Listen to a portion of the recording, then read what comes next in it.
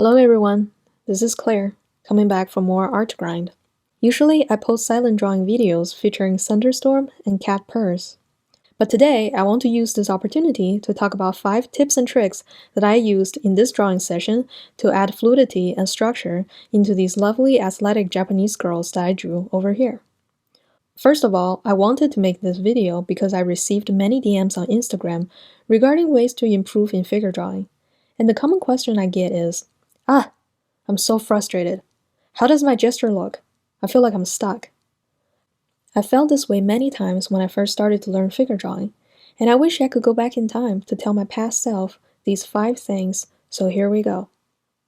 Before we do it though, as always, I just want to say, my first thought when people show me their gesture drawing is always, these look freaking awesome, because you're practicing. And I know how insanely taxing it can be mentally to step into the uncharted territories that is human figure drawing. Encountering failures, disappointment, and confusion are almost a daily thing for me back then, and yet you're still seeking ways to improve, such as watching this video, drawing, and asking questions. That is great. Then, my second thought is, but how does your gesture really look? I only have one standard. Do these lines communicate the action of your pose? I hear that a lot when I first started, but what does that really mean? To me, it means that it will pave a road to success for you and allow you to develop your figure further if you choose to. Remember this, past me who just started figure drawing 3 years ago, and anyone who cared to listen.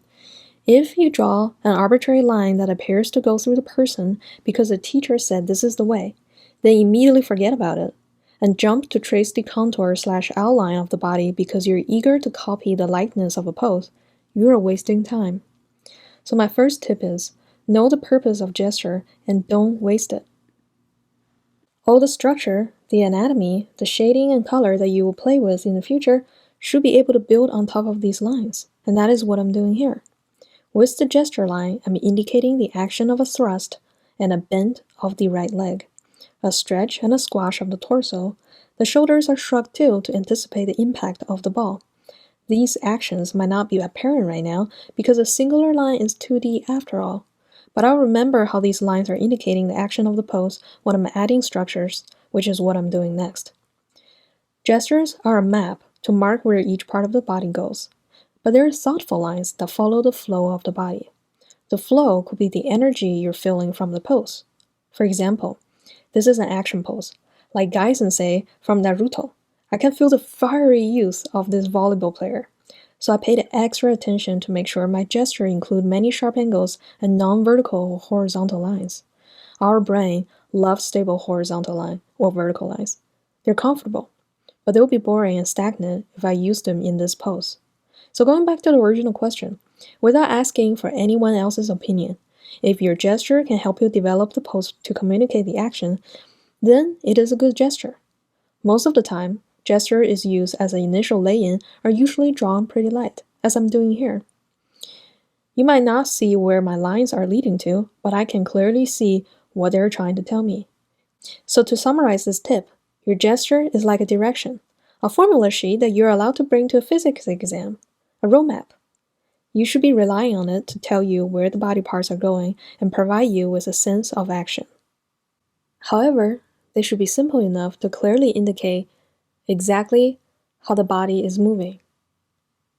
And if they turn out well, you'll be set for success to develop the drawing further, and that is what I'm doing. As you can see, I added boxes to the chest and cylinders to the legs and arms. These structures allowed me to add some quick shadows to the body, which give it a sense of dimension. And next, I took a break, and I did some callouts of the hand. The original figure that I drew is too small for me to draw the hands productively, so at the bottom, I redrew the hands in a larger scale. Hands are scary, aren't they? So now I'm trying the next pose, which is a volleyball player that jumped in the air. As you can see here, I used the previous method, and I drew the gesture again. In this pose, I noticed a one fell swoop that the body is producing while it's still in the air. It didn't take me too long before I'm happy with the initial gesture that I indicated for this action pose. There are just a couple lines, So many of you are probably thinking, well, it still doesn't look like a person. What's next? For a lot of the drawings that was sent to me on Instagram that I've seen, many of you started to focus on the contour, such as the curve that the buttocks is making and the curves of the calf. A lot of times, even male figures, it is the curve that the deltoid and the triceps and the biceps were making. It's really easy to start drawing the Michelin Man, the bubbly guy, around the gesture, and immediately lose the sense of action after you start doing that.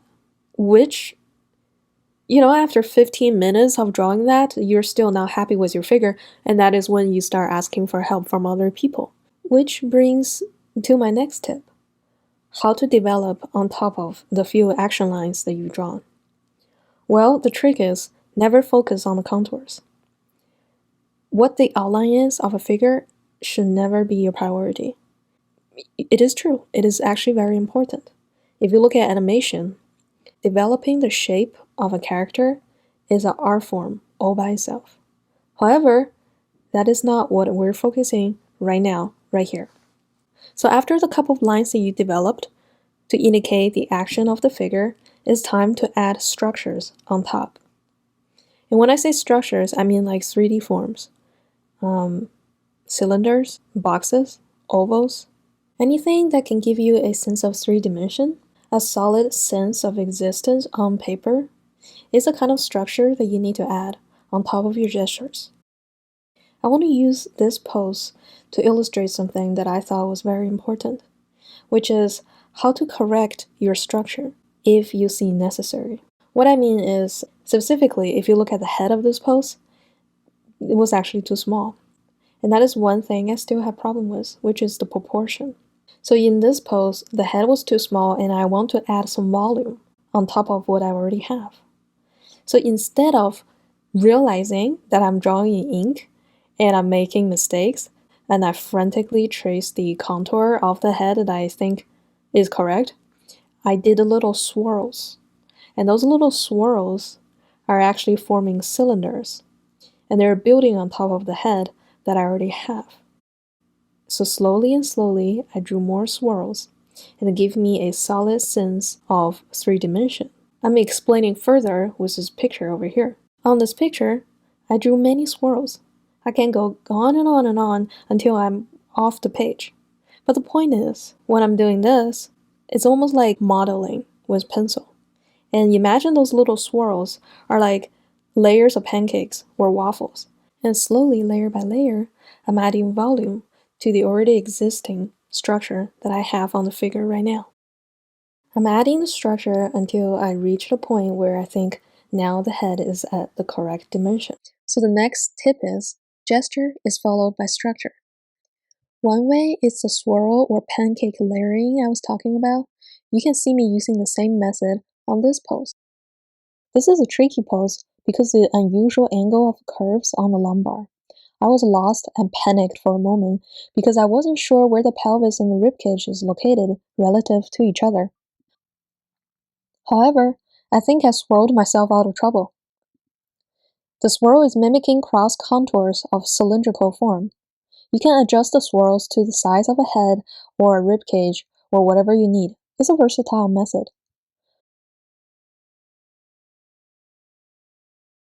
From the cylindrical form, you can develop it further into a box by adding corners as I demonstrated earlier with the head. Similar method can be observed by Vilppu when he's demonstrating his drawing method.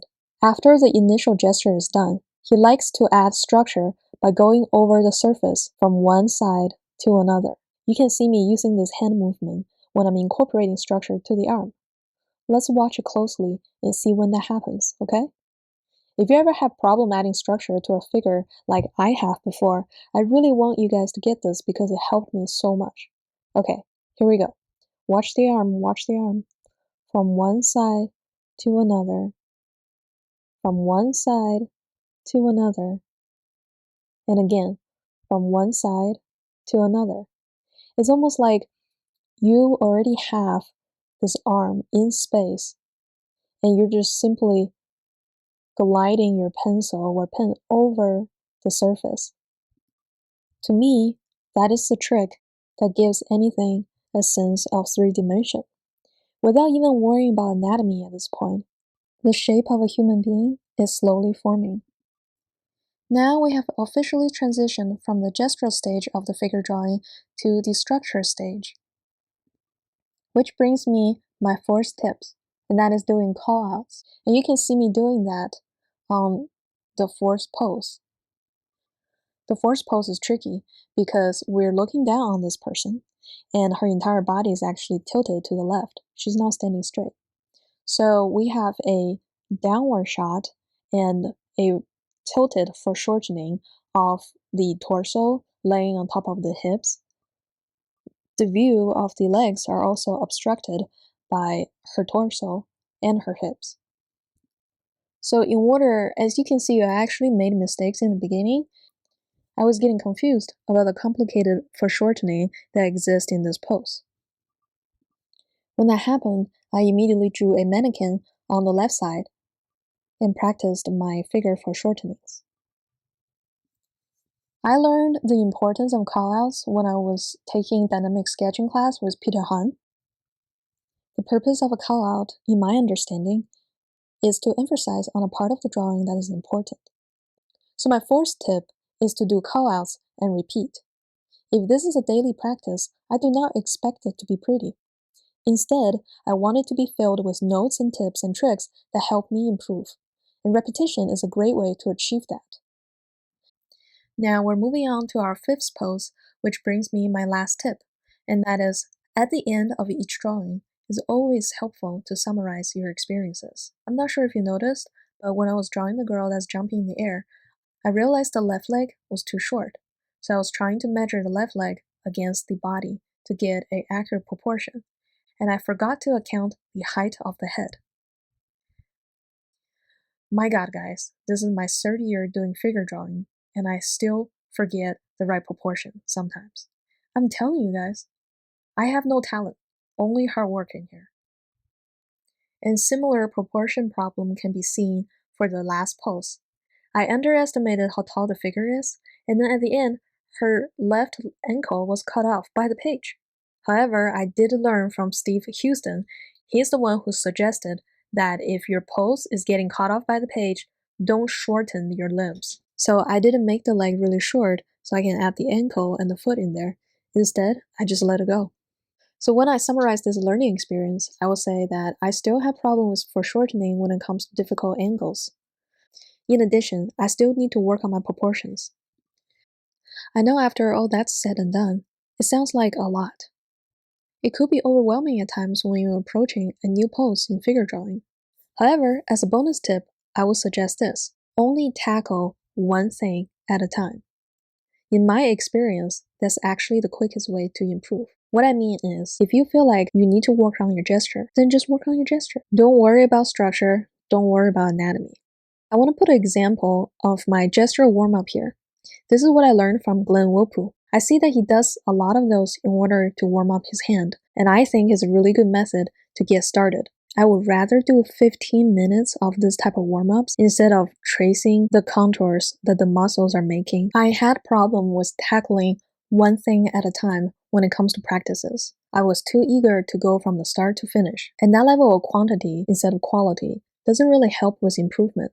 So I sat down one day and I contemplated my learning method. I actually wrote a figure drawing study guide tackling this very topic. If you want to read about it, you can go onto my Instagram page. You don't have to sign up with your email. You can just visit my Instagram account. I have 300 some posts there already, so it might be hard to find. I'm going to post a link in the video description. I'm actually really excited for you to read it because I actually want to know if this method is helpful for you or not. In the study guide, I used the example of one weekend where I drew over 200 lions. And you can see the start and finish in here.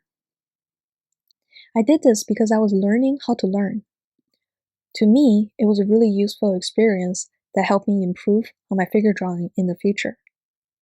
This concludes my video. A big thank you to all my supporters and followers on Instagram and YouTube, and also the teacher that inspired and taught me so much. In this video, I mentioned Vilppu, Steve Huston from New Masters Academy, and Peter Han. Go check them out, guys. You'll learn so much from them. Thank you very much. I'll see you in the next video. Ooh, by the way, guys, if you have any questions, feel free to leave a comment. I would love to have a discussion with you regarding how to learn effectively and how to improve in figure drawing. That's it. Thank you. Bye.